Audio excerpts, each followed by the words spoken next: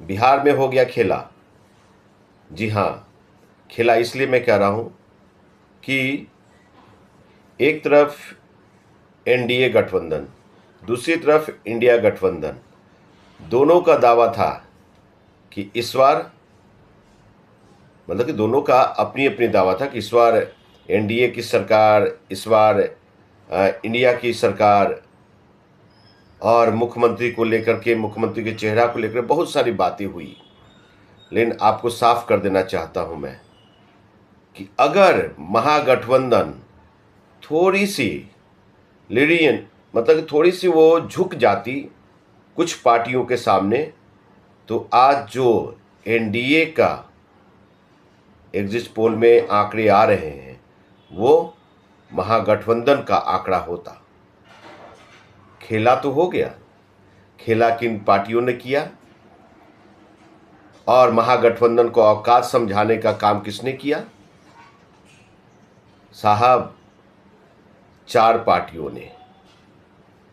पहला जन सुराज पार्टी ने, दूसरा आम आदमी पार्टी ने, तीसरा एएसपी आजाद समाज पार्टी ने, चौथा ये AIIM असदुद्दीन ओवैसी की पार्टी।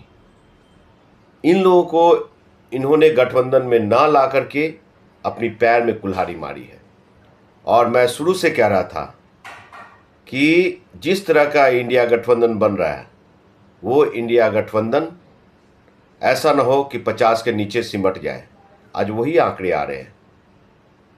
साहब, रावण का तो घमंड रहा नहीं, लंका जल गया, और आप इंडिया गठबंधन हो। ठीक है। दूसरी चीज़ें मैं अपने आप बारे में साफ कर दूं, मैं सामाजिक न्याय का आदमी हूं, मैं बाबा साहब आम्बेडकर को मानने वाले, संविधान को मानने वाले हूं। दिखावा नहीं करता हूं, सड़कों पे लड़ता हूं, जेल जाता हूं। मुझे दर्द है इंडिया गठबंधन के लिए। लेकिन इंडिया गठबंधन में जिस तरह से टिकट की बंटवारा हुई, सीट चोरी किए गए, एक तरफ वोट चोरी हो रहे थे तो दूसरी तरफ सीट, टिकट काटे जा रहे थे, सीट चोरी हो रही थी। उसमें से मैं भी हूं।